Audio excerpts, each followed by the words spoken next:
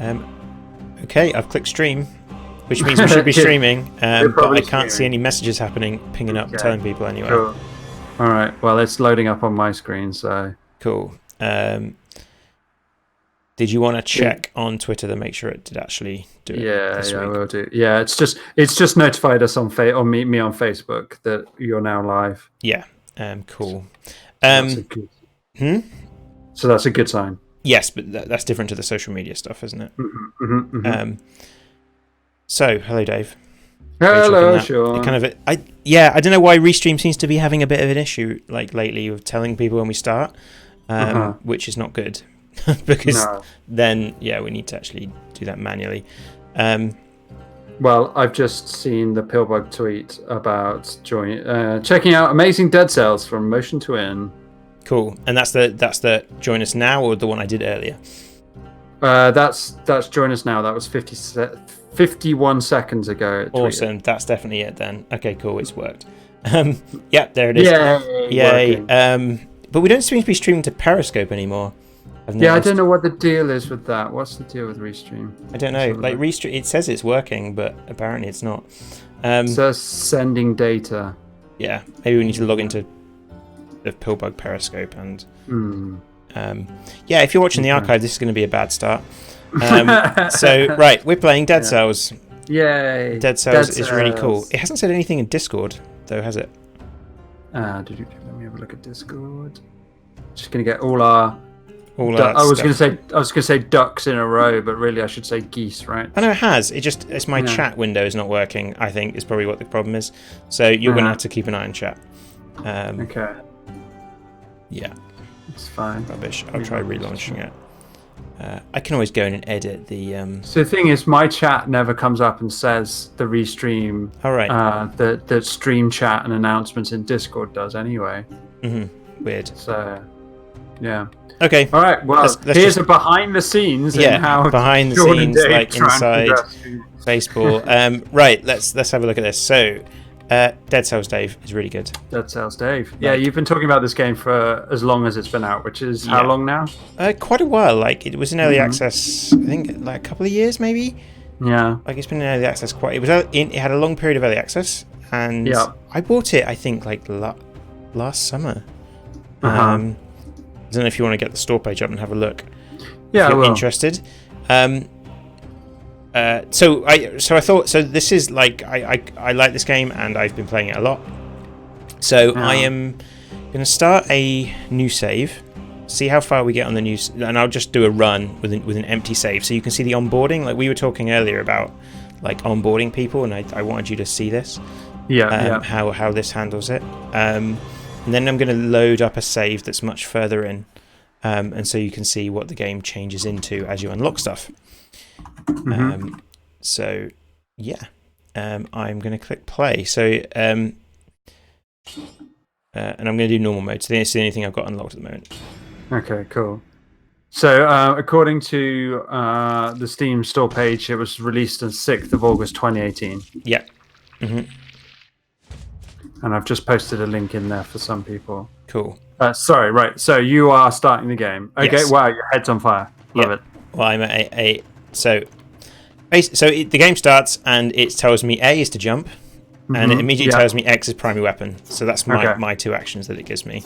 It's also showing me I can look at this chopping block, and it looks like I had a bad time with it. So let's go ahead. Now you can open the door like that. Sorry, that's your head on the chopping block. Yes, that was my head. I got cut. Yeah.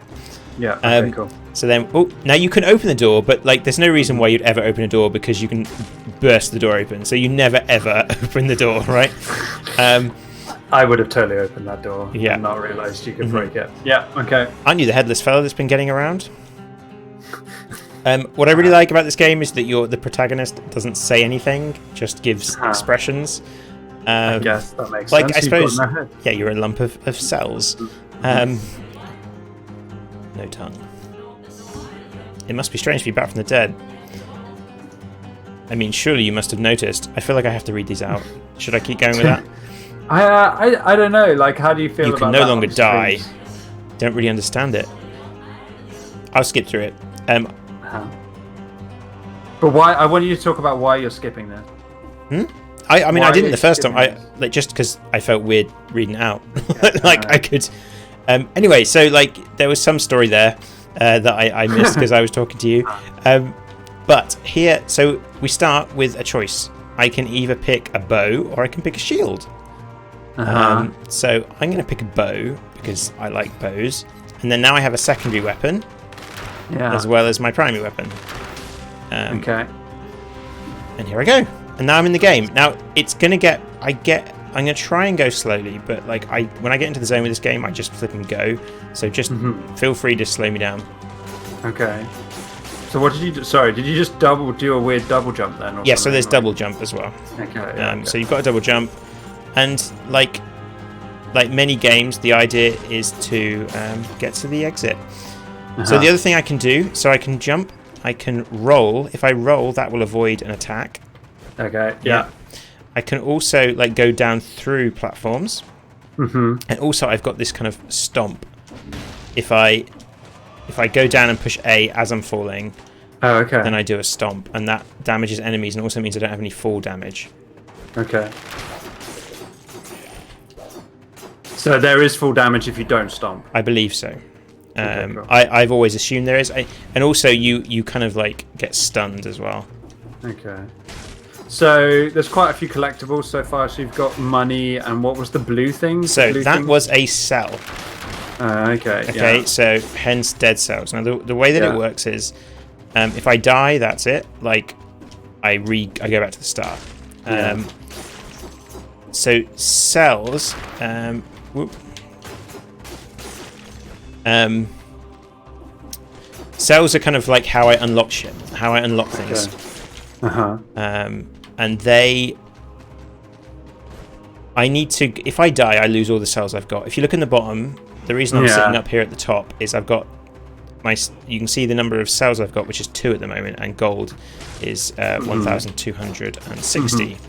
So And your another HP cell. is 90 out of 100, right? Yeah. I'm looking at the right bar there. Yeah. Yeah. Looked obvious, but I thought I'd check. Yeah. Ooh, I went the wrong What are way. the ones next to the bar? The ones? red Okay, one, so they purple are one. like attributes. Okay. So at the moment I've got 1 in each, but those there are various. Whoops. Various ways I can upgrade those. Right. Okay. So that guy had a star above his head. Oh, I'm unlocking loads of stuff here. Ah, shoot. Okay. Right. I unlocked this load of stuff. Right. I've got a new. This is a blueprint for blood sword. I'll explain what blueprints are in a bit. So I also got a upgrade, so I can upgrade one of my powers. I'm going to upgrade. I like to go for survival, so I've got some more health because, like, when you die, you're dead. So yeah, longevity. and I got a chest, so I'll get an item from this. So I've got an infantry grenade, which is so I've got my 2 abilities on face buttons, and then now I've also got abilities on the triggers, and those are items that I can pick up. That's weird. I've not seen that before. A shiny. So I can fire that grenade, and it does something. I didn't really read what it did. Whoop. So I know you've played this game quite a bit, right, Sean? Yeah. So, but you were talking a bit about onboarding and stuff like that. This seems, I mean, it's pertinent to what we were just talking about for what we're developing. This seems way more complex than our game, really early on. So you're not far in the game, right? Like this is. Oh no, this is like I've just started a new game. Yeah. The only onboarding it gave me was my. Oh, I love this weapon. I just picked up a weapon. Oh, what the hell? So that's a rare blueprint. Ooh. Awesome. I'll explain what blueprints are when we get to a point where they matter. But now I've got this ice blast, which freezes enemies. And you've replaced your bow with that, I replaced my bow, so that my bow's here. What's quite nice is like there is a concept of synergies with the weapons. So I've done things before where I've picked a weapon.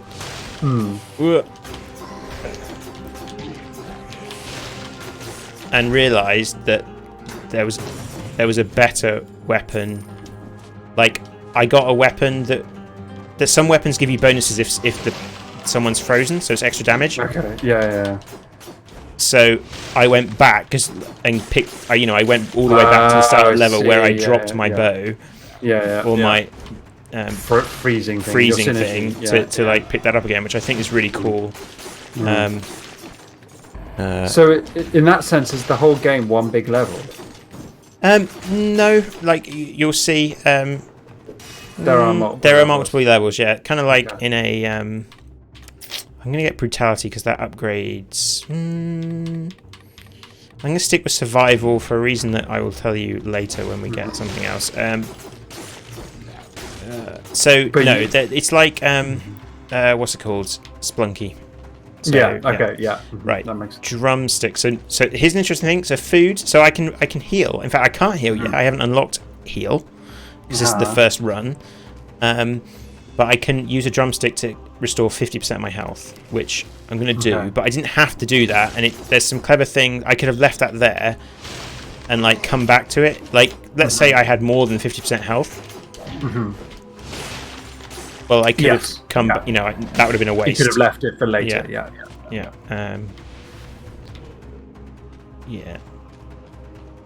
Oh, it's a shot. So these teleports, you can teleport a bit like around the map in Gungeon, Enter the Gungeon. Then yes, I'll show you that when. So I could hit teleport in this one and go to any other place I've been. Evening Frozen. Yeah. My yeah. Oh, and here's an exit. Okay. So now I leave. Okay. Why? Is there any reason to stay? Yes. I mean, you could go back in and like I could mine some more. You know, I could go and kill more things and get more cells. Okay. So here's some. Right. We're. So I've gone through here. I've got 2 doors here, which is really... They changed how this worked, actually. Earlier in the game, it was slightly different. But so this door, if I'd have got here in 2 minutes, I could open this door. And there would have been lots of cool stuff behind here. Like, really cool stuff. This one, I needed to hit... killed 30 enemies without taking damage in that last level. So immediately, you're given this sense of, like... There's a balance between, do I want to kind of like book it through a level? If I get through a level in 2 minutes, then I get massive reward here. So yeah, that's that. Right. Okay. So then we get to this guy, and this is like first, you know, this is what a new player would see. So this guy's like, well, look who it is. I'm the collector, and I'm the closest thing you'll find to decent company around here. Bring me the cells you gather from the others. In exchange, I'll procure a few useful items for you. Should you stumble upon a blueprint, which we found a couple of, bring it to me and I'll introduce you to some more experimental items. Dun, dun, dun. Yeah. So he's like, those blueprints that I like, they are now here in this list of upgrades, and these are permanent upgrades. Okay. So these are upgrades that they're permanent.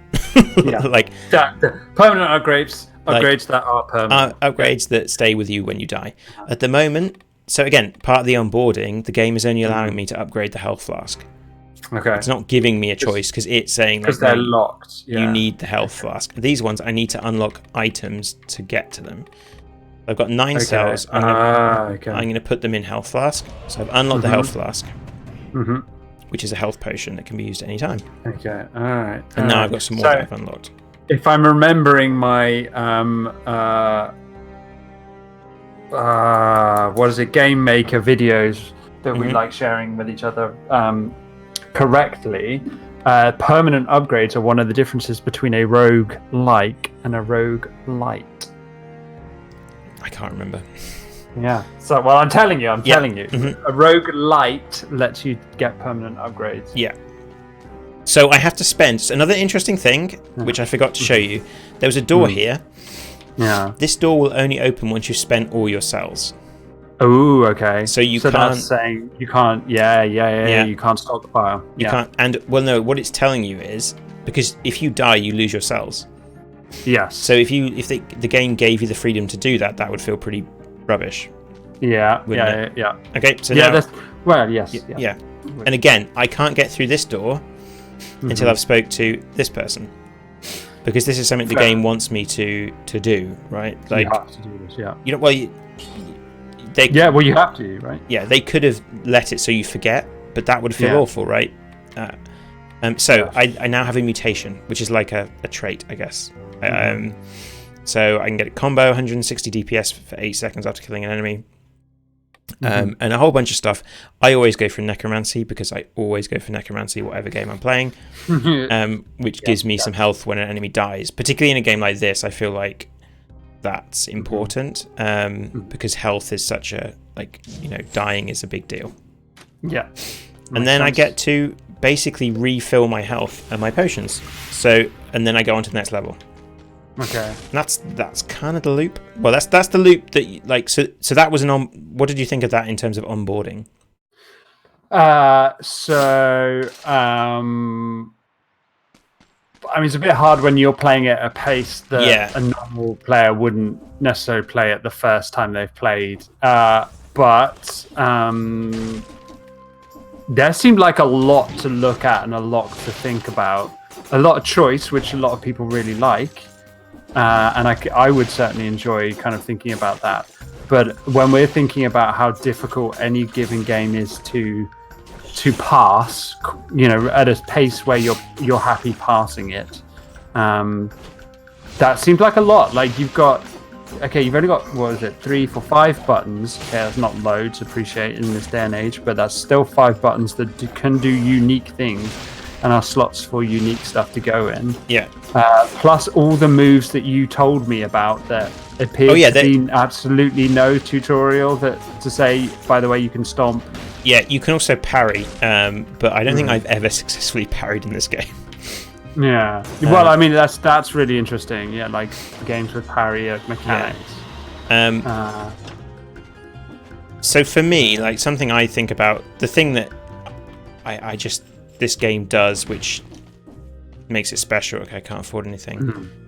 It feels great. Like it feels amazing, and the way, and I think we should talk about how they make it feel so good because they do a lot of tricks. I think. All right. Let's before we get to that though. Firstly, I want to talk about some of the stuff coming up in chat. From Frozen. He says, I love it when games feel like fans of the player and want them to get to the next level, do the next thing, that kind of thing. So it's kind of, I agree. Like, I think in some ways games, both computer games and board games especially, because we do end up talking about board games from time to time, there's been a move away from games that feel like they're against you. Like they're setting you challenges and goals, but they're not trying to stop you do those. Like in terms of the game feel. Whoa! Like this is really quick. These levels have been super short. I wonder if that's they do some seeding with the. Because okay, sorry, I interrupted you, but this I'm about to get to something that to an end point. But do you not want to run through the level to kill more stuff and things? Well, I couldn't. There wasn't any more level to run through. I see. So it's got me to this. So this is right. Okay, and this is another interesting point in the game, right? So I got to a point. I had to come down here. I can tickle this, but it doesn't do anything. Okay. So now, oh crap! I forgot you had to shoot something. I forgot there was like an elite here waiting for you. Now, what's interesting is like the first time I played this game, I lost to that elite, but now I've played this game quite a lot. I can kill it first time. So now I've got this artifact, which has given me a vine rune, which allows me to cause climbing vines to grow. So now I can do this, which has so it's like a Metroidvania as well. Okay. So like they do interesting stuff. Oh, there's something over there. So levels that you thought you'd previously covered all of suddenly get new aspects. Well, the levels are procedurally generated, so they're always new. But let's look here. So I can see that rose up there, and I'm guessing at some point I'm going to unlock wall jump because like I can't get up there at the moment. But there's clearly a space tower there where you're bouncing. Yes, there's clearly something that I could be doing, or that there's something I'm missing. Okay, right. So sorry, I interrupted you. No, so yes. So like, just like, God, this is a bad spot. It's funny how games generate this feeling without necessarily it being 100% obvious, but like the questions, the point you've just said about not trying to make sure that the player doesn't forget to do something is an affordance that older games, where it felt like they were really trying to stop you doing things, or that like they were fighting against you all the time. Yeah, that's an affordance older games wouldn't have given you. Yeah. So what do you mean by affordance, just for... So an affordance is, I suppose, in design terms, it's something that where you just find it affordances. Someone's done it better than I am about to, but where you kind of give the player information through non-tutorial means that just helps them and makes certain things feel right without necessarily. It's like the affordance is like we all know what a handle is. Like yes. Yeah. Man, this is so if you want your player to go good, they're like really good. Sorry. If you want your player to go through a space, give them a door. A door is an affordance where they expect you to, for you to go through a place. If you want your player to collect a resource, why not make that resource coins? Because now we have an affordance. We understand what coins are. Coins do. Health looks like a certain thing in games, etc., etc. There's like a language of games, right? Even it's really there's some really subtle language for like. You notice in games how you know where you're going a lot of times if you play lots of games, but people who don't play games haven't got that language. There's very subtle things that designers do. Yeah, definitely. And you can rely on those affordances as far as like your design is, but if you overly rely on them, then people who haven't developed that language are going to struggle in a way that others aren't. So it's really, I think they're really interesting concepts within gaming and game design. Like a lot of board games, for instance, and computer games are going this way as well, are trying to have a textless language, like a purely visual language for you to play any game. Once you've keyed into that symbolic language, you don't have to have words in your games at all. Yeah. That was bad. Interesting how many like words are still in a game like this. Like there's actually still quite a few, isn't it? Yeah, so there's the speech with you can't eliminate. Yeah. Yeah. But for instance, could you so that says RB teleport to teleport from those places. Could you get away with not having the word teleport there? Could you get away with the idea that if there was a universal symbol for teleportation, like there is for health, could you get away with that? I don't know. It's kind of interesting. Anyway, so what's the blue? I'm interested in the green arrows that occasionally turn up. So that is my health going up because I'm killing because of my necromancy thing. Oh, I see. Okay. Yeah. And I picked up an elite. I found like a super good weapon. Which I've now got there. So I've got this twin daggers, 50% damage when you're at max HP. Like it's a hugely great. Like it's really good. Like that's a good find, for sure. So was it? Did someone ask some stuff in chat, or like before I get into like? We kind of got into that from that, and Frozen has said Hyper Light Drifter. Is that? I haven't played that yet. I like the look of it, but it's quite hard, right? I think. I haven't seen it. Yeah. No. So. It's another one with no words. Frozen was saying, I think you can. Yeah, the visual language of gaming is certainly something that's only going to increase. I think. I mean, obviously, narrative games and stuff don't do that, but for this kind of game. So I want to talk. So I want to talk a bit about why this game feels good. Feels good, yeah. And it oddly feels like it's always doing what you want it to do, and it's actually because it doesn't do what you say. Like, so it feels. Did that make sense?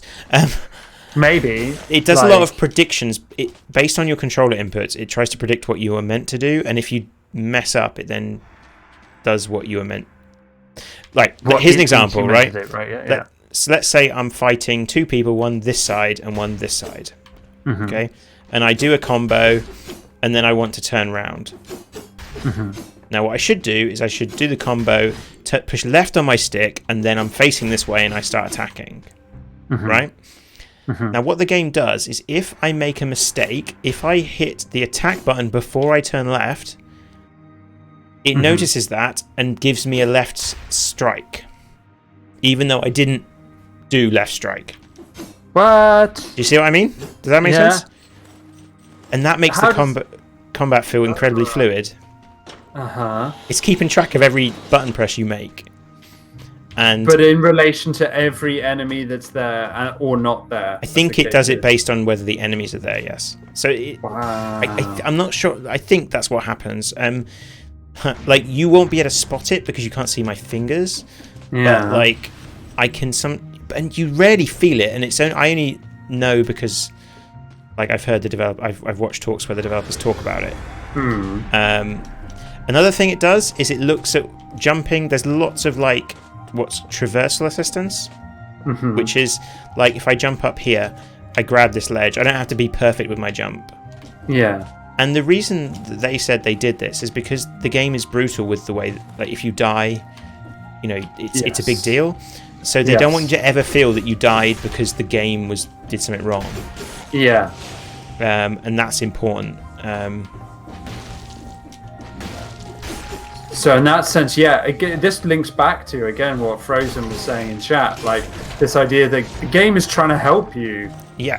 Right, it's trying to help you win. It's literally trying to help you. We were even just talking more figuratively about some of the other kind of systems, but this game is literally trying to help you jump to avoid things and hit things when you're not facing the correct way. And if you think that's crazy, if you think that's awesome, I want you to look at this options menu, because you can turn all that stuff on and off. So, like, for example, you can turn the tutorial off. Subtle feedback indicating the dodge roll is ready. Interrupts a roll if it would cause you to fall off a high platform, so you can turn that on. Wow. Attack warnings, you can turn that on and off. You can display the number of enemies killed without being hit. That's interesting because remember we were looking at you can open that door with 30. Yes. Hide the controls, deactivate the curse pop-up.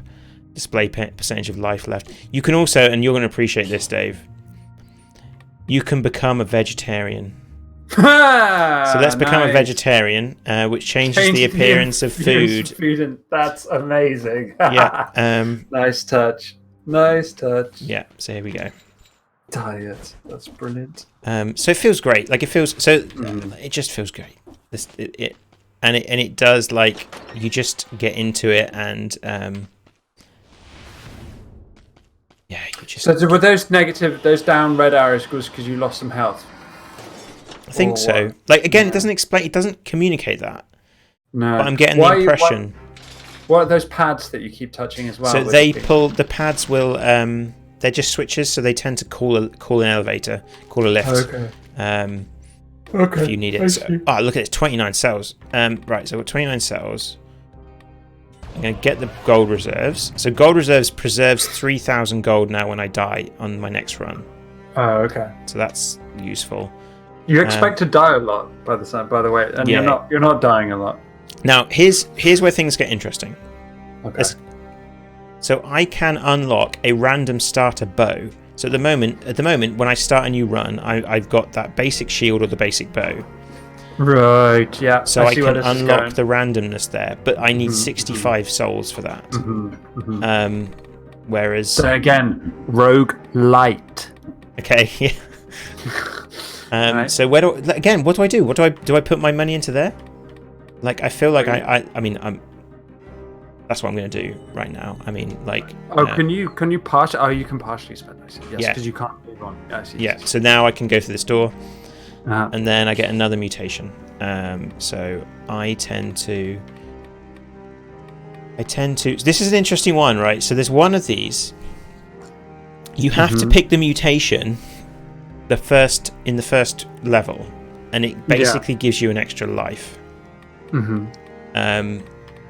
So that's an interesting one that I used to use a lot, but now I'm better at the game. I don't need that so much. So I'm going to get the combo, which I quite like. But again, like people play this in lots of different ways. Like some people play with bows mainly. Yeah.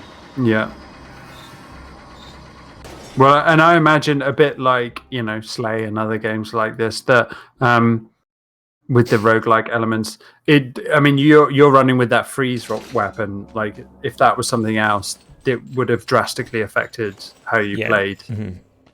Oh yeah. And you haven't used the what's in your RT button. I use it a little bit. I keep forgetting about it. Ooh, it's a grenade. I missed. Yeah. But that's kind of what I think about games like this, and I found this to my friend's surprise and your surprise, I think too, with Breath of the Wild. Yeah. There's just so much to do there that I wasn't doing hardly any of it. Does that make sense?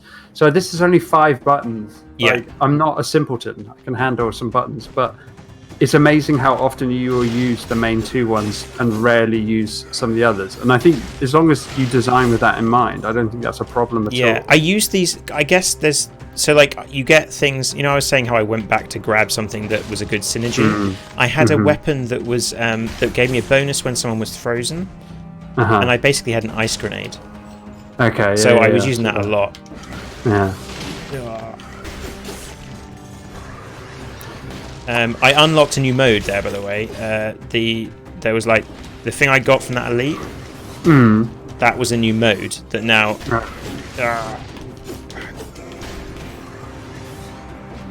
So interesting. One of my weapons is chucking a grenade out randomly. Yeah, I noticed. Yeah, I saw that. Yeah, your thanks my awesome blades. Yeah. So what's quite nice. So these teleports tend to exist at the end of those little channels. Yeah. So then it's a way for you to get back quickly. That's another affordance. Yeah.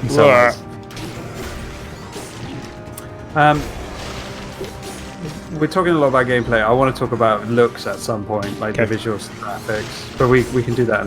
Go for it. You talk about what you fancy. So yeah, like obviously, it's one of the nicest pixel art games I've seen in a very long time. Yeah. And as someone who's like dabbling every now and again in pixel art, I'm intrigued. I'm always intrigued in how the effect of that is created. How a modern pixel art game can look and feel great. I'm not sure. Era. They kind of look like 3D models. Okay. They've got a 3D look. If you look at them, like I don't know if that's how they did them. Yeah. See there, okay, right, that hit there with that second ice one, I was facing the wrong direction. I pushed the ice before I hit right. And it figured that out. I think there's so much. I think it would be good for you to come over and play this, because when we're thinking about how to make our attacks feel good, in terms of the animation frames and how, and you can also you can cancel out of any animation. Pretty like you can cancel like almost anything with another animation. It feels amazing. It's almost like a fighting game, and I don't really like fighting games, but after playing this, I'm kind of starting to think I might be able to get into them. Yeah, because it's that feeling. It is insanely smooth, isn't it? And I also Joe was saying, like I had this on the PS4, and I've got this as part of Microsoft Game Pass. And like I'm never going to play this on the PS4 again because I've got like a G-Sync monitor, and this just feels. I got a. Okay, so I've also got a. Which is better there? So I can. Downward smash burns the ground. I'll take that one. So Frozen's asking a really good question. So for the phrase you used the phrase cancelling out of any animation. Yeah. What does that? How does that affect the development process? What does it mean for a dev to try and get that system in place? It's all about the animation. Well, it's the transitions between the animations. It's lots of things, right? There's transitions between the animations, because if you're going to have any animation go to any animation, there needs to be a nice transition there. Yeah. So if I'm rolling and then go to a slice, like what does that look like? I've got the step up it steps up to do that. If I'm jumping and I then go, my attack animation comes from a jump animation. I'm jumping and I can actually spin in the jump. I can jump and then mid-air spin. Like there's a transition there. It's all about having those transitions in place, and then it's just a case of like prioritizing the controller input over the animation. Whereas you would, in our game at the moment, like you bite, you can't bite again until that bite animation's finished. So that's animation priority. But then that's how the weapons work in this game. Like, because like I can only swing like the weapon when it's ready. Right, yes. And different weapons will have different speeds. Like I've got a double dagger thing, and that's really fast, but there's like some big hammer things. There's some big dual-handed weapons kind of thing. So in a sense, it's like creating a hugely interlinked web of animations that are able to go from one state to the other as seamlessly as possible, regardless of what the into and out to animations were. Almost everything has to be interconnected. But that connection is almost always a separate animation.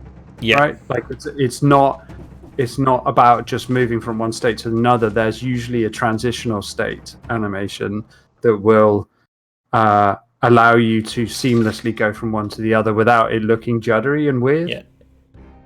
And that's something we don't have yet very much in our game, is those transitional animations. But it's really hard. We've kind of been having this conversation about how, like, it's hard to unpin these things from each other. I find is the animation, they're so interlinked. It's very hard.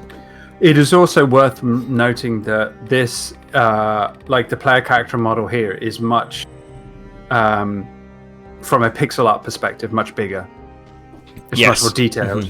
If I was to try and like draw this player character model on a canvas of pixel art, I would imagine you are looking at easily 125 pixels by 125 pixels, probably more, maybe 250 by 250. Whereas ours is much, much smaller than that. So you have a limited amount of like the bigger the pixel art character, the more scope you have for animation.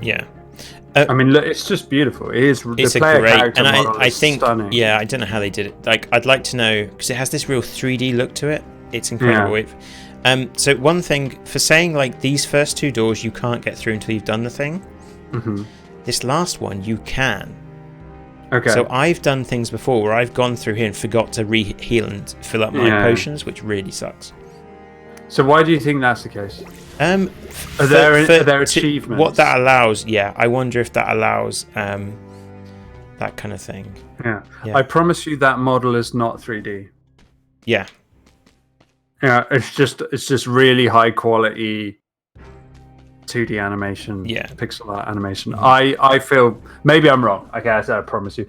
I feel confident that that's actually just good 2D art. That generates a really strong 3D effect. Frozen's asked, do you have to keep a shit load of counters and timers?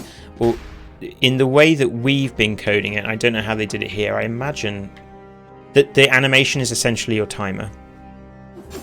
So you have what's called what we call a state machine, which is keeping track of which animation you're currently in. So there'll be. So we were talking about transitions. So what you will say is, you'll say, right, we have a jump animation, okay, or a roll is probably the best one to see. So you have a roll animation, okay. So there'll be a transition from walking or running to roll, and the game will be keeping a track of what state the animation's in. So the animation will be in a roll state or in a run state. And then you can define, okay, I can go from roll to slice straight away. So if you see, like, I can actually get from a roll to a slice. So there's a transition from that animation to that animation. And then but I can't do anything until, I can actually cancel. So I've got a couple of frames of cancelling the Yes, you do, the slice. You? Like, I'm wondering how much I have. So it's harder to see when you've got a slow animate. So we've got quite a the animation for this weapon is particularly short. It looks like you can cancel the earliest you can cancel it, or maybe you might call this the latest. I don't know. Is like the blades are kind of parallel with your shoulder. Yeah, that could also just be the quickest I can push the buttons. Yeah, well, that too. Yeah. I mean, yeah, because if I do this, I can cancel straight out. Yeah. With a jump. Which is interesting because in other situations you think that might be jarring. Might be what? Really jarring. That you no, because it feels fluid. Cancelling makes it feels like you're in control. Yeah. And you can do. That's when it starts feeling really good because you can react to things if you make a mistake. But what you can't do is the one thing that stops you is you can't cancel a strike with a strike. Like once you've done your strike, that's it. You're committed to that strike. You can kind of do a strike and cancel out and then do another strike is a way of kind of getting out of it. But you probably do that with, and this game, you feel like you're doing that without even thinking, and that's why it's great. Okay, so now something different's going to happen here. It's also visually a very multi-layered pixel art game. Yeah. Fuck, even just looking at that water. Yeah. Oh man, yeah. Right. So something's going to happen here, which is important for the kind of structure we're thinking about for our game. We have our first boss fight. And I've never beat this boss on my first run before, so we'll see how it goes. Oh god, right.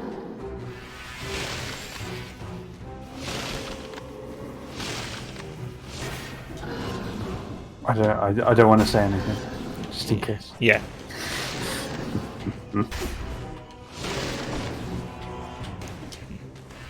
Feel free to talk, I just might not respond. No, that's fair enough. So, okay, I'll talk about a little bit of artsy stuff, because I think, like, already this boss level, which is presumably, I don't know, maybe they're going to reuse this background, but so far it's the only time we've seen this background.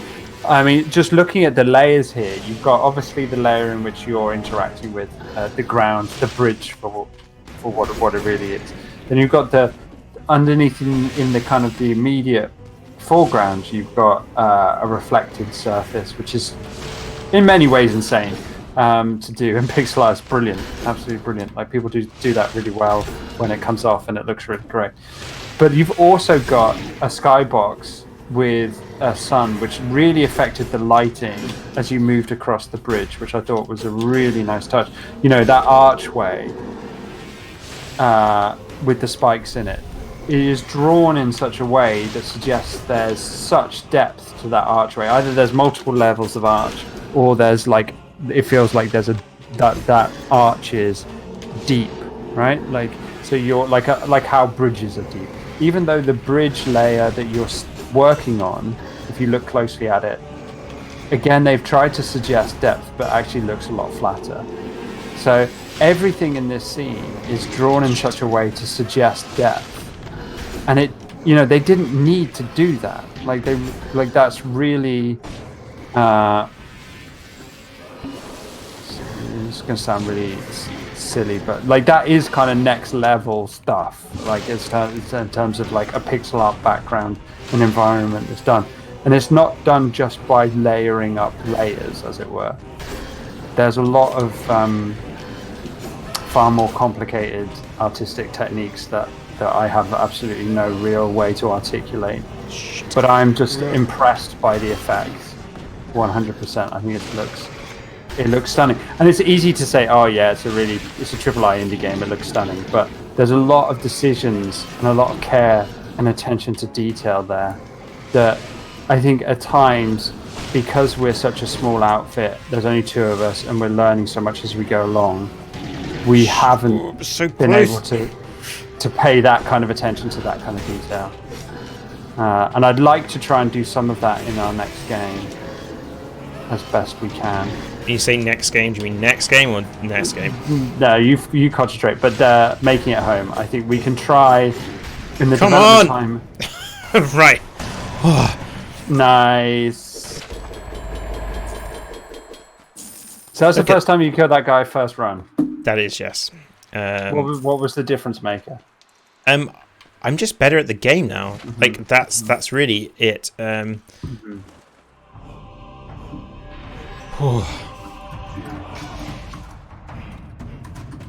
Nice. What did you get? What were the rewards? So I've unlocked the daily challenge, which is a daily. So if you're, do you know, if you're not sure what a daily challenge is, it's usually when you have a level that has a particular random seed that everyone in the world gets, so you can all compare.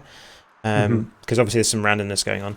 I'm not going to pick up this blade because I was lucky and got that kind of. I've got a super good primary weapon anyway. So now we're going to get to see something else different. So like that boss is kind of almost like a it's a skill check, right? It's a skill. You can't get past this point unless you're good enough to beat that boss. Which could mean, and if you've got more upgrades, or you know. So now this guy is really interesting. Can you not open that door out of curiosity? Anyway, sorry. Oh no. You made it this far alive. Well, you know what I mean. I'm the blacksmith. I have made it this far alive, actually. Blacksmith. I got to you first run. I work with the collector next door. That's the guy with the blueprints. Yeah. If you've got the cells, I can improve your gear.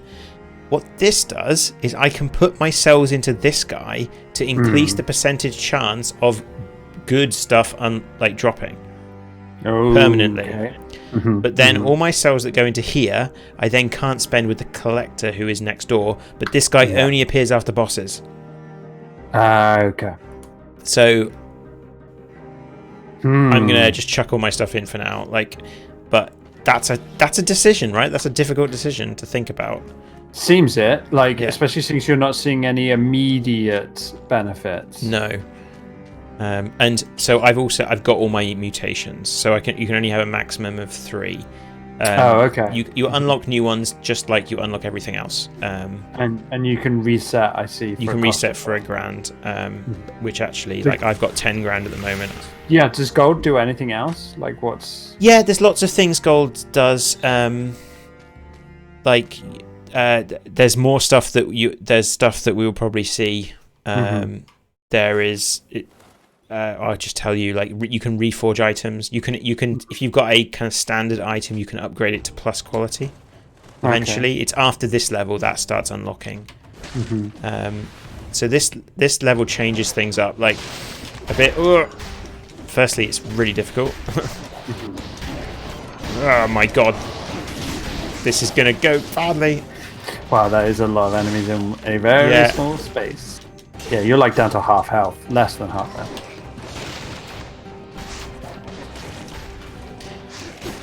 Yeah, there's an enemy that throws enemies. Oh, that's it. Game over, man. So, nice.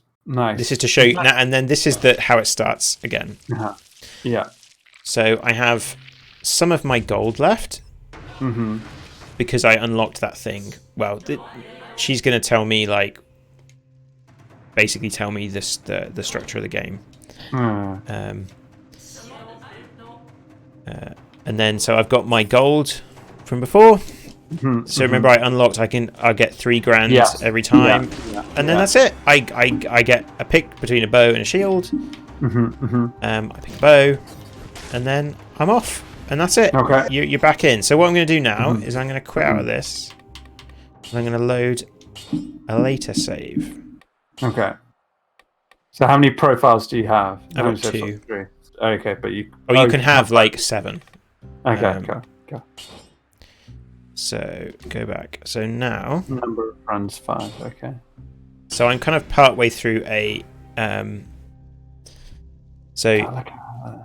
Sorry. Yeah. Carry on. So something you eventually unlock. This is what I was saying about a millstone. Oh, I don't need the millstone. I need to speak to her. This is where you can reforge your modifiers. I quite like. Did you get to see what the text was there? Slipshod game design. Yeah. Did you see what it said to start with? How do you reforge a grenade or a bow with a tool like this? Very slipshod game design. Nice. That's like our solar panels working at night. Yeah, that is. Yeah, we need to. We should make a joke about that in some way. Yes, we should make a joke. In fact, I think I did in the first run descriptions of solar panels. Cool. Right, so now I'm in the clock tower. So I think I'm 2 levels ahead of where we just were. Okay, you can see I'm 22 minutes into the run in the bottom. Yeah. Okay. I've got some pretty good shit. Pardon my French. I've got so like let's see how it goes.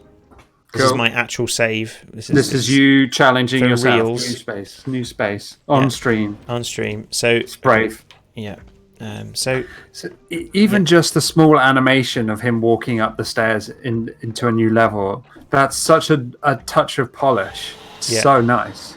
Like, it's so unnecessary. You could have just immediately switched scenes, right? But it's lovely.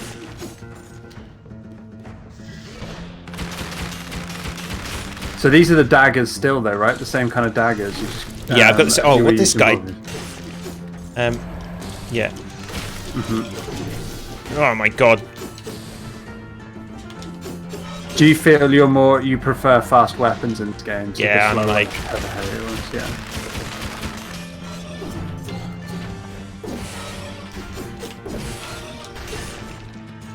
But like you say, it seems to be a game that does give you the opportunity to find your playstyle. Yes, totally. It is. The clock tower is interesting. I have got this far on the PlayStation.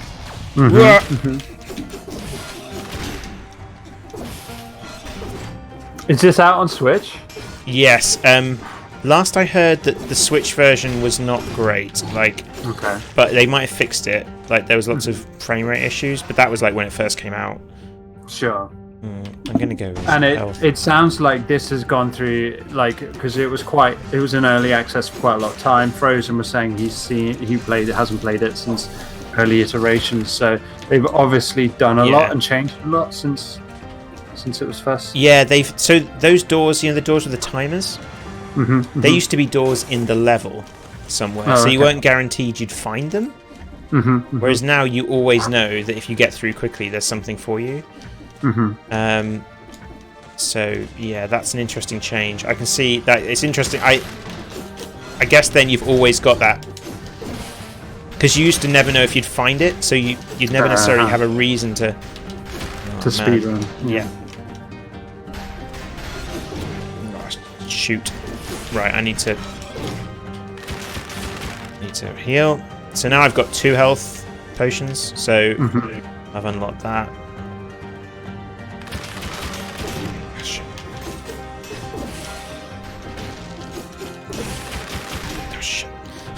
I see the PG-13 went out as soon as we got real save.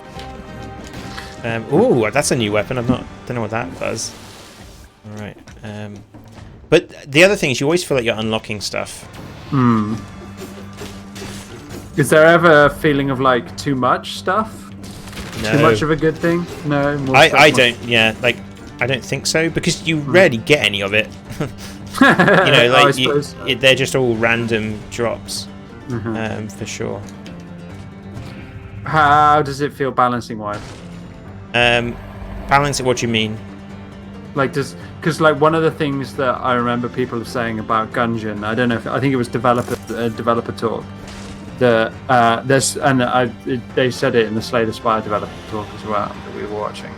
That some things are definitely not balanced in quite the same way, but they were okay with it because of the sheer amount of stuff. Oh man, it's an elite. So like, if there's 7 items and one of them is utterly unbalanced, then what do you mean by unbalanced in a single way? Do you mean as in it's not very good, or it's too overpowered? It's too good. It's too overpowered. Yeah, that would be my first unbalance. So like, yes, because I suppose what the bad situation is you would say, oh, if I don't have this weapon, I'm just going to give up, because this is the weapon I know I want. Yeah. And I've not had that before. I've had cases. It tends to work the other way, where I'm like, oh, I've got a really good combo this time. Like, I got those last time. I got that. Oh man. Like, come on, I've got a trap. Yes, you got in the trap. Okay.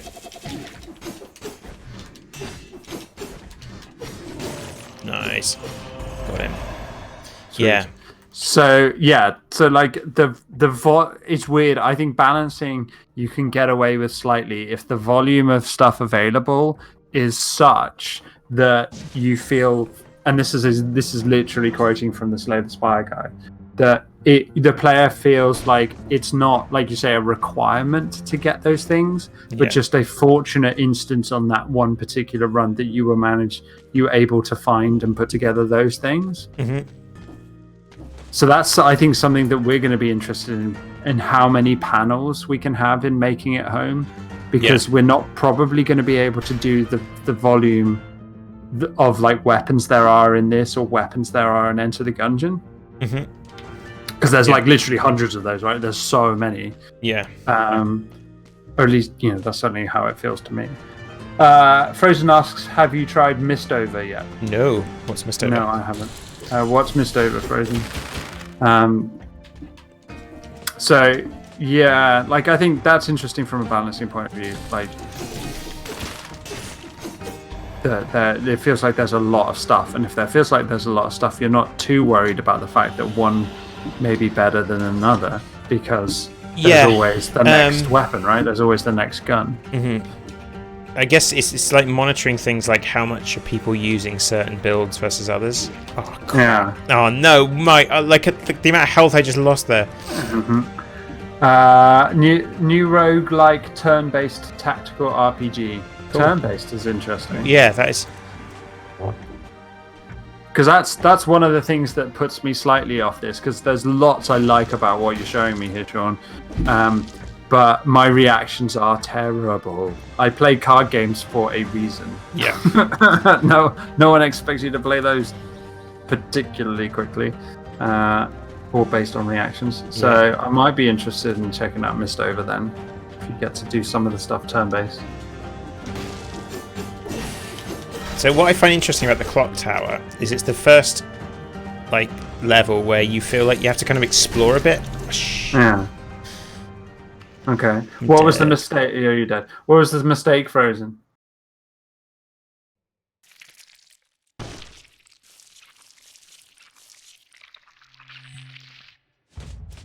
Okay, interesting.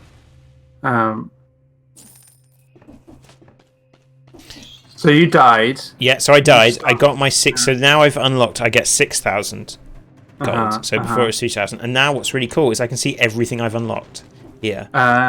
So all these things are everything I've unlocked, which is, I think, are really nice, because it's showing you the potential. Like, it's showing you what you haven't unlocked. Really, God, isn't it? It really is. I love how they're jars as well. That's a really nice touch that you can jump around in them. Yeah, and they move. And so much attention. Maybe there's something in this weird like lengthways thing that I haven't even got to yet. Like, what's that all about? There's also, I've now unlocked like some different modes in this. There's a I think this is like a timed mode that is really super hard that I don't even want to go in because, oh my God. And then I'm back here. So now if you look, I've got random starter bow. So I've got like this guy. Oh, okay, yeah. I don't know what's in this door. It's a big at some one. point that will be unlocked. But yeah, should I just keep going? Yeah, man. Like you play for. Yeah. So Frozen says it's roguelike gameplay loop with a hardcore difficulty that if you fail, there's no return on your investment. Okay. I guess there's room for that as long as you know that's what's happening when you're going in. Yeah. I can understand why some people would really not vibe with that kind of game, but I guess these days there's just so many roguelikes that you can find ones that handle that type of gameplay in the way you like, in the way that feels rewarding to you. Yeah, I think what's nice about this game is like I feel like I'm always making progress, even if it is just getting better. Well, the important thing as well for that is like that there is a skill cap, that it doesn't feel. I think one of the complaints about roguelites is that that you can kind of bypass, and certainly some of them, you can bypass skill by having just better items. You can outgear and out unlock certain things. So the difficulty and how that the scaling of difficulty in roguelikes is pretty brutal, whereas in roguelites it can feel like you go from brutal to cakewalk, and all you've got to do is grind it out, right? Like you've just got to play a lot. But I think it's this for you, Sean, especially seems to have managed that great balance of yes, you like things get easier if you play a lot, but you're enjoying playing a lot and you're enjoying getting better at the game. Yeah, I think as well, like it's like I think playing this and playing Slay the Spire. So what I found when I was playing Slay the Spire was I got into a very similar loop. Like you say, it's not quick, but I was definitely getting into, and I saw it when you played. Like I came around your house and you were playing it, and you were just doing it so fast. I was like, "What the hell are you even doing?" Yeah, you do get quite. And then I started doing that myself. Yeah. So here's an interesting thing: some of these doors I need to pay to get open, and there's an item there, but I don't tend to light shields, so I'm not gonna talk about pay to win, Sean. Yeah. But like it's something about the feel of the game. Like this game feels good, and this is why I'm playing it and redoing it. Is that the feel is making me like that's almost like as important as anything else. Like all the progress, all this stuff is like just it's got to feel amazing. Yes. And like, how do we get that? How do you get that feel? And a lot of hard work and care and attention to the small details. I think it's the small playing details, isn't it? There aren't small details. They're not really small details. That sounds flippant. It's not. They're not. Oh, I got that was my 30th without taking damage or something, wasn't it? I just 30 came above. Okay. I was looking elsewhere. Sorry. Wow, if that's what. Oh, this is my favorite weapon. The Nutcracker. The Nutcracker is pretty cool. And it's like much bigger, much slower.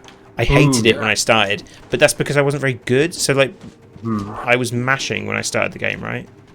Speed seems to be something that the game naturally lends itself to. Yeah. Ooh. Electric whip or a bow? Quite like bows, but the whip kind of cool. And that automatically targets. Yeah, I think I'm going for the whip.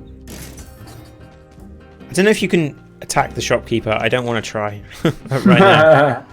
No. Oh, okay. So this isn't. Oh no, Promodant. Okay, something else that we may or may not see is that you can actually get to a different, like, first level. Ooh. If you can find it's not a linear path necessarily. And as you unlock things like tickling the vines, more paths open up to you. Yes, I opened the 30 door. I've never done that before. You did. Nice. Yeah. So then I get lots, and if you look, I've got like 20 bonus souls. Okay, yeah. And I've got a choice now between these three. So, oh man, these are all really good. I haven't got a grenade, but see, there are various points. That's what I'm saying about like, is there thing like the agony of choice? I love like specializing in stuff in games and finding what I want to do and stuff like that, but. Yeah, like when you're picking like between two really great things, sometimes that's one of my least favorite experiences in games. So I'm gonna go for, I've not tried the cleaver, so I'm gonna try that. Okay, so I've got 31 cells. What am I currently working on? Random melee weapon. I guess that is kind of important because at the moment I always pick something good up. So I always seem to pick something nice up. So I could unlock the ice bow right here. Like, why not do that? There you go. And a melee weapon. Oh, and I get to pick it up. Yeah, I'm taking the ice bow. I also have unlocked the ability to sell stuff. So I can now sell, like... okay. That and then I can reforge. So now I can upgrade my bow to a plus quality. Okay, yeah. And upgrade that to plus quality, and I can also reforge modifiers if I want. But like that's a dice roll, isn't it? So I see. Yeah. I'm not going to necessarily do that. So, mutations. So I've unlocked a few new mutations on here. I think. Oh no, I haven't actually. I'm going to go with necromancy because that's the only choice I think. For me anyway. So yeah, what's really interesting then about the loop is, you both. I mean, I don't play a lot of road light or lights, as you probably are now fully aware. But it's a really interesting loop, I think. I mean, God, state the obvious, Dave, but because you get some of your it feels like you are progressing. It feels like you're building to something. Yeah. And that's kind of cool. But you also start out like weaker, poorer, like slower, all those kinds of things.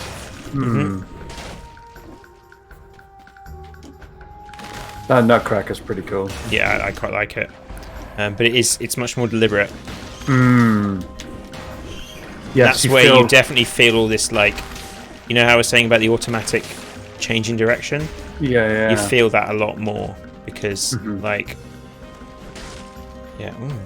because missing with slower weapons is far more punishing than missing with very quick weapons, obviously.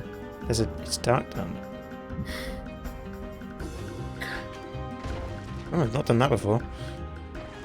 So, how much of a story is there here, Sean? I think there's a story. Okay. I'm pretty sure. I've never seen this before. Like, I went down a well. Oh well, into a secret area. Yeah. And some money. I don't quite cash it. I could take. Let's take that wolf trap. So just a bunch of searchables here. Yeah, I guess. There's a corpse as well. So I think there is a story. I haven't been engaging with it, but it's. Have you heard of something called? Have you heard of environmental storytelling, Dave? I sure have, Sean. Yeah, that's it.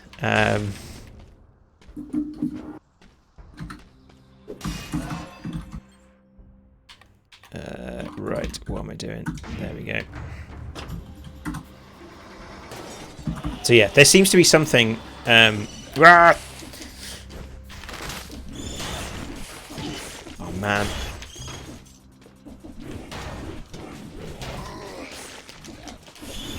Okay, I hadn't ever used that weapon before. That's kind of cool.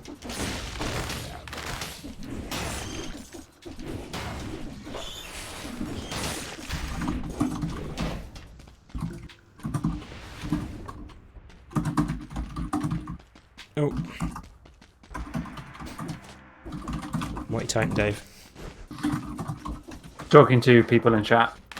Talking about you, not to you, Sean.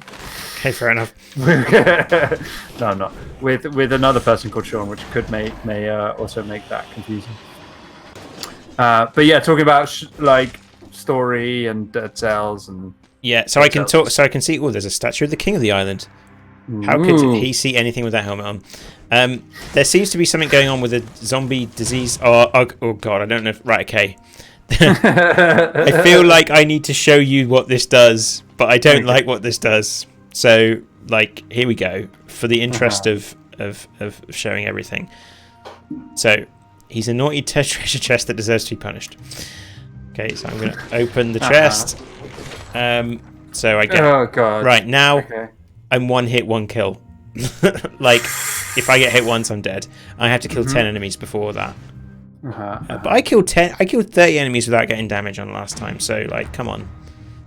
Easy. Like, challenge me already. I'm glad you've just chosen survival when you're one hit one. Yeah, but it doesn't, like... Oh, yeah, that's good point. That was a perhaps a less than optimal it's a choice. carrot because we're vegetarian. Nice. Not that I need health right now. Do I want either of those things? Well, I might as well get one and then sell it. So I'll recycle it. I've never successfully survived a cursed chest. Well, you did the first earlier, didn't you? So I've done a few firsts. Yeah. Right. Okay. Oh no. That's it. But again, it changes up how you play because now, like, now. Yeah. Do you want to? You're really cautious. Do you want me to count the enemies with you? There's a number above my head. Look. Oh, there is. Okay, there is. Yes. It's counting down. Very clever. God, no. Oh. And right, they're near a thing that makes them invincible, which is not good. Right, if I drop my... never pick up a cursed chest. No. I only lost 3 souls there. It's not so bad. Other Sean says they're never worth it. And you're right. I bet there's an achievement to unlock. Yeah. So like, yeah. What are your thoughts? I'm gonna do another run. Should I do another run? Yeah. Crack on. There's a lot going on. It's very exciting. I love the look. I love what I'm seeing with the gameplay. Whether or not look at chest straight away. Sorry. Whether or not I would enjoy playing the core game loop as much as I'm enjoying watching you play, I don't know. Again, as I said, reaction games aren't usually my jam. But I've got to say, there's a lot going for it in terms of the aesthetic, in terms of like the complexity, how it handles that complexity. Yeah. I played the hell out of Darkest Dungeon, and this has a lot of some of the same things. Have you seen there's like a World War II Darkest Dungeon that just came out? Is there? No, I didn't. I feel like it's cool. Yeah. I don't know, yeah. Like, I don't know if it was the fact that it was turn-based made me able to fully invest a ton of time into it. Yeah. But then maybe I just need to get good, right? Like I just need to like. Oh, here we go. Game like this. Sewers. So this is a different place, which I only got here because I could tickle that thing.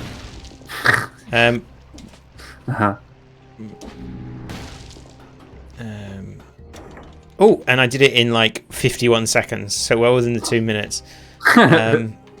Seems a little, yeah.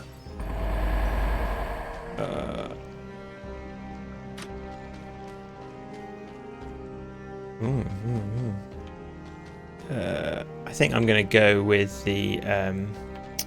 Okay. So what's Frozen? Interesting Frozen comment question there. There's a small subculture, and this is something he says he noticed after Noita last week. It's a certain small subculture of crazy self-imposed restrictions that some games lend themselves to, e.g., people skateboarding on things in Noita and doing cool tricks. Is that something that just happens, you think, or is it a purposeful design element? Do you think we're in kind of a Bob Fosse? Is it Bob Fosse's? No. Happy accidents. Like happy accident territory. Yeah. Well. Yeah. That's an interesting question. Yeah. On the one hand, I think a game designer can't anticipate everything and doesn't want to anticipate everything that the player is going to do with any given environment. The more complex the environment, obviously, the more opportunity there is to do those kinds of things. I think there are gamers who will purposely do exactly what you're saying and just try and say, well, I can play the game normally, game where I only ever use a bow, or I only ever use in Gungeon, like I only ever use tables to kill things or whatever, like table slides or whatever. I don't think game developers design with that in mind. Yeah. But they are very happy when it happens, I think. Or at least it's like when you spot those, kind of encouraging that, I guess. There's a radish. I think it's like you have to, like, you always talk a lot about emergent and evolving systems in games. You have those.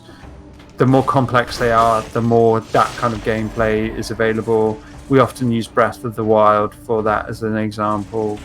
That's a game where you can just do some crazy stuff because of their systems allow you to. It's not very restrictive. So maybe that's what's interesting, is that players in unrestricted systems add their own personal restrictions and enjoy doing that. I don't know if that's quite what you meant, but... Sean says you don't have to spend your cells and you can just smash the doors in. Interesting. But you said you do. I didn't try. I've not ever tried smashing those doors in, even though like every other door I smash. I thought you said you had to. You had to. That's spend. Maybe you I've never tried. On the first run. Okay, interesting. So, is there any reason not to spend yourselves? Because they go if you die, right? Yeah. Like that's what you're saying. Like the game tries to teach you that. Is there a reason you might not want to spend yourselves, John? Yeah, I don't know either. Because when you think about it, like because you're buying into something, you're gradually doing it. There doesn't seem much reason not to, unless we're missing something. But I suppose there could be some kind of challenge element. Oh yeah, there's bound to be challenge modes on. So the sewers I find is one of the hardest ones. Like I tend to struggle with it still now. For whatever reason, because there's like flipping like poisonous stuff everywhere, I guess. It seems a lot more enclosed than some of the other environments. Yeah, I you feel like you've got less room to kind of possibly.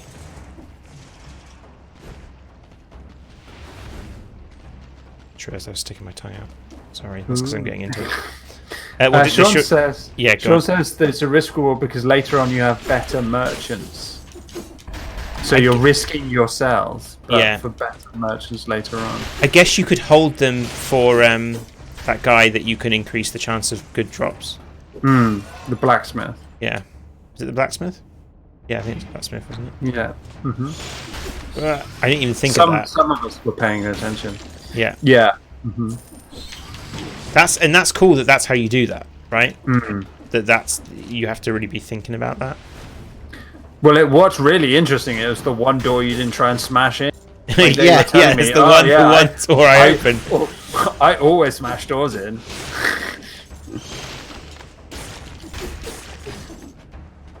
Unless they changed that, they may have changed that. Right? Like that could. Well, because I guess I can't smash. It looks like this door, so you can't smash that door in. So, oh, here's a little bit of a story thing. Oh, there you are. It's here. My rune is just a little bit further on.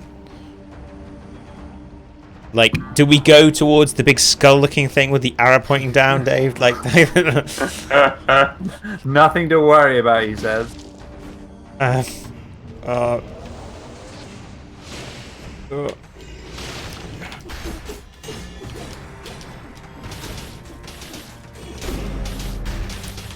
on, I can do this. Oh, God. Oh, no, I can't do this. I made a terrible mistake. Yeah. Ooh, got that. I think I've unlocked something that I haven't unlocked before. Because I have a feeling I'm going to use these things.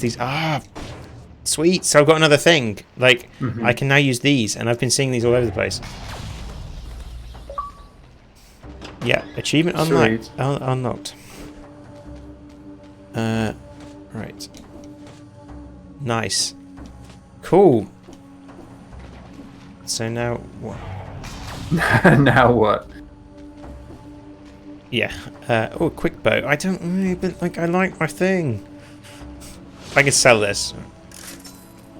Yeah, I've been seeing these. There's like I could use this now. There's some. Oh man.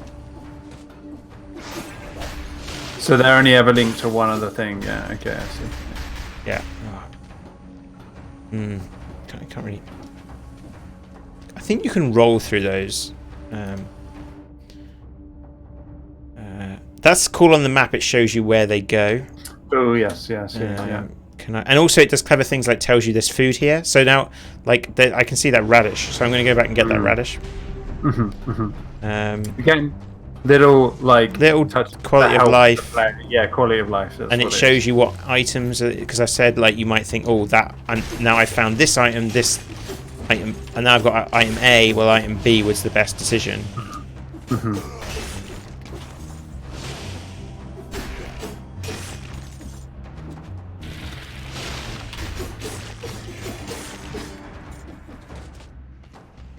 So what about takeaways for making a home then? Can you think of like? What can we learn from this, or just generally, what can you learn from this? So many things to take away. One, I think we should relax about the complexity that we're worrying about. Our game is so much simpler than many other games that people have on a baseline now. Yeah. Two, we really need to spend a lot more time on my pixel art, not just in terms of the animations, but animations is a big one. Yeah. We're never going to be I'm never going to be good as what we're seeing right now. But we can take away some of the lessons that they've learned. I'd like to get some of the panels feeling a bit more deep, like they've got a bit more depth to the imagery. I'd like to get more layers going. So we've currently got the leaves, which are cool. I like the leaves. This kind of has leaves and a leaf equivalents in different environments. So that's obviously something we've kind of either inadvertently or knowingly pinched, and it looks good. I'd like to do some of the same. There's some great effects here that I think we can maybe try and generate with pixel art.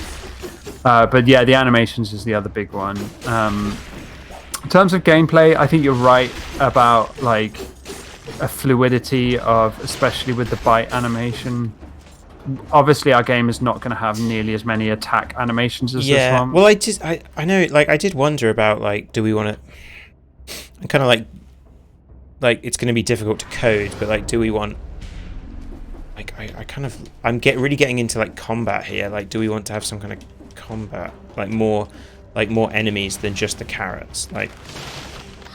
We may do them further in the act, but I think we might have to just think about that in terms of scope. Yeah. Right, it's a building game, it's not a fighting game. This is a fighting game. Yeah, it's trying to think, how do we make that moment-to-moment gameplay interesting? And it is the kind of jumping around your vehicle and doing stuff, right? Yes. That's where the flow comes from. And a lot of that's going to be as well, how many coins you have to collect.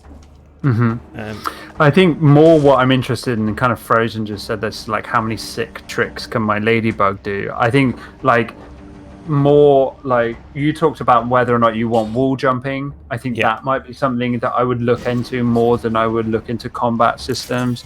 I want panels that fire us out into rolls, and I think that would be is this the flint? And you can hold it to get a bit of boost. Nice. So yeah, I think that kind of side of things, movement side of things, is where this is going to be really great for making it home. Understanding how animations can work into and out of that is going to be really, really helpful. And seeing a good example of that is really, really cool. Yeah. Rube Goldberg is exactly one of our early do you want to do what was it, our early marketing copy was? We tried out your Rube Goldberging your way across America, and it just people didn't respond quite as well to that as they do Marvelous Contraption. Yeah. That was a bad decision.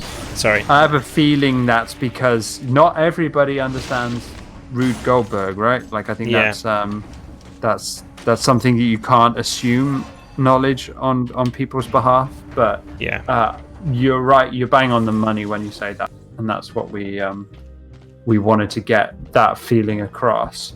And the wackier the panels get, the more varied and complex they get, the more you're going to feel that for sure.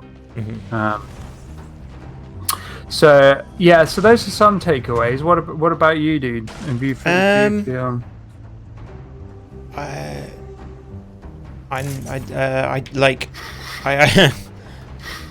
don't know, just so many to even, I guess, the structure for me, I guess. Nope, we don't get the treasure, the curse.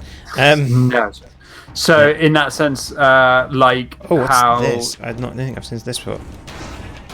We have truck stops that are gonna in some way kind of interact quite similarly, except they don't quite have the same roguelite feel to them. Well, we're not making a roguelite, and I think that should be you saw my fight. Did you get it? Yeah, I did. Now give it to me. No. Oh no. Is this going to be a boss? Did he just... Right,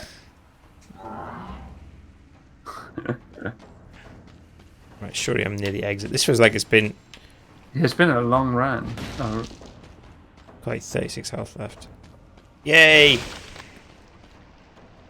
Okay, yeah, I do. I keep forgetting I've got the traps. Right. Nice. I don't trust myself to not just spend these. I should buy, don't I? There was a health bar on the top. Right, cool. But we're gonna like I want a random melee weapon just when I start.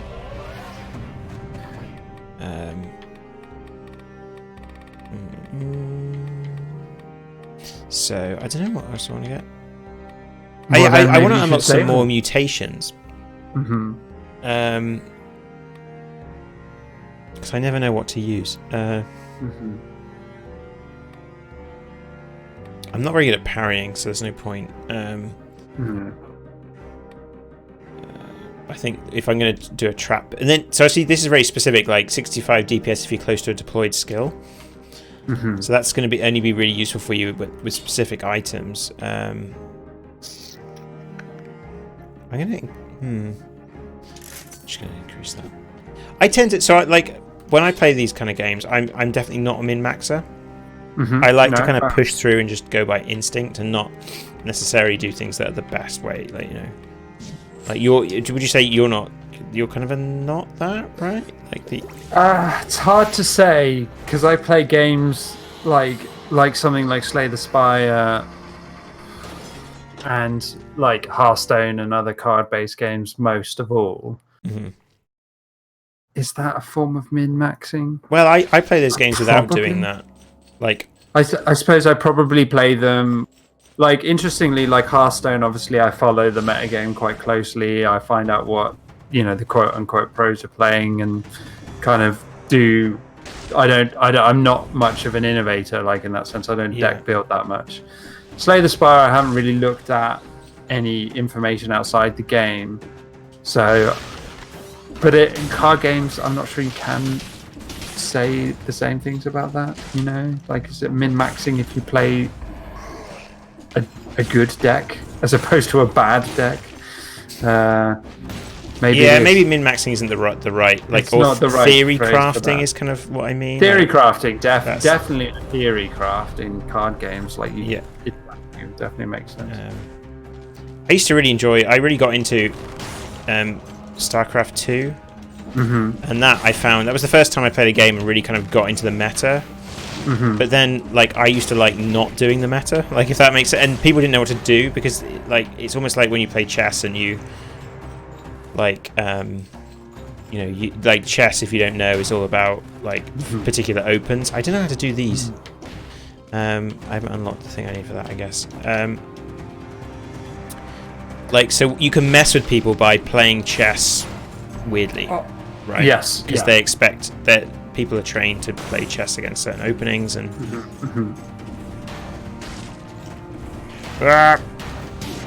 like I'm right. I need to.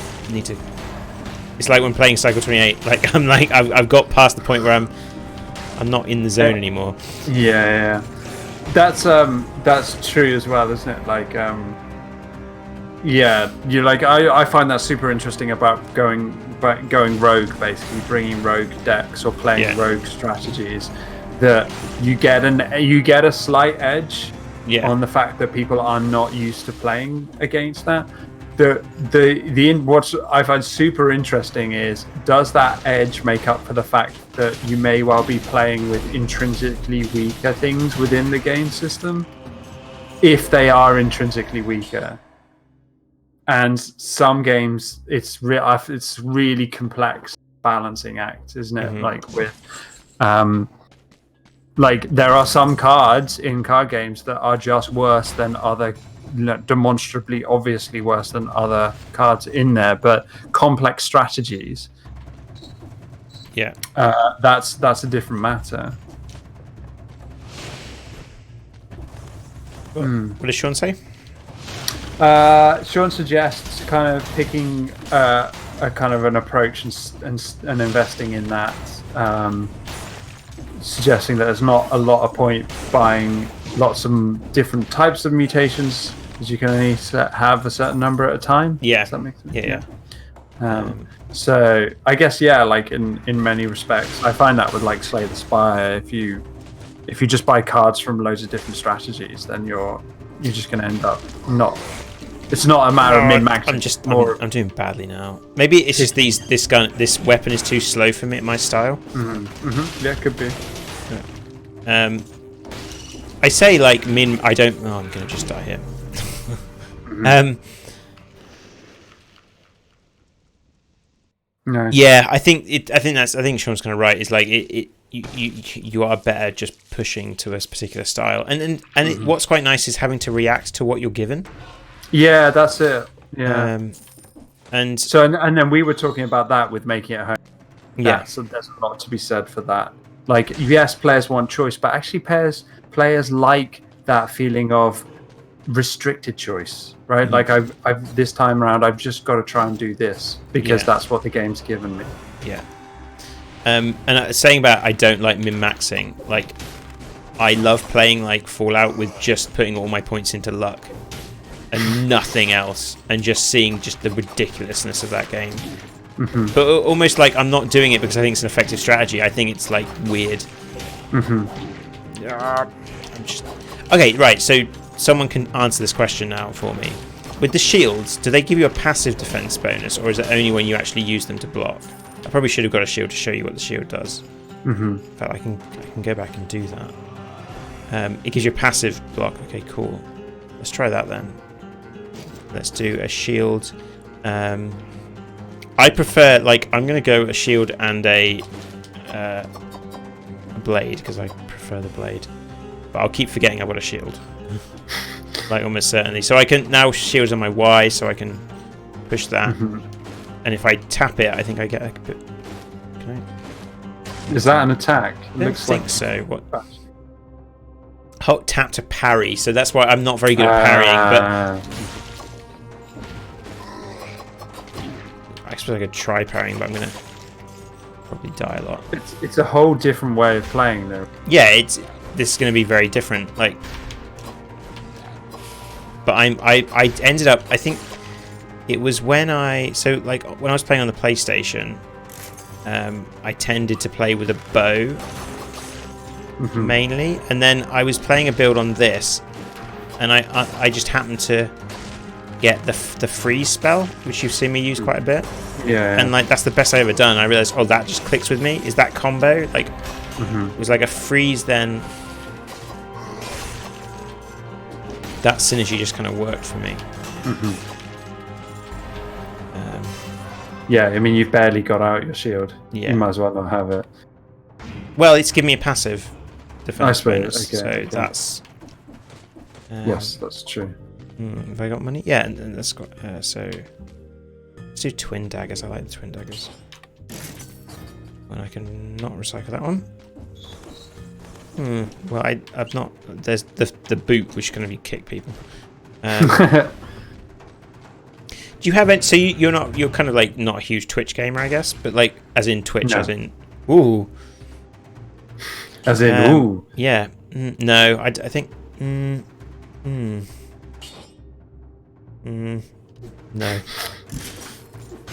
Are there any games that like? What's the most twitchy game you play? I guess. Oh, I see what you mean. You don't mean Twitch TV. You mean no, Twitch, I mean like response. This is gonna sound sad, but probably World of Warcraft. Oh God, it's not sad, but it's like that's I wouldn't describe that as twitchy. Yeah. Well, you weren't doing it right. Yeah. like if you're PvPing, then.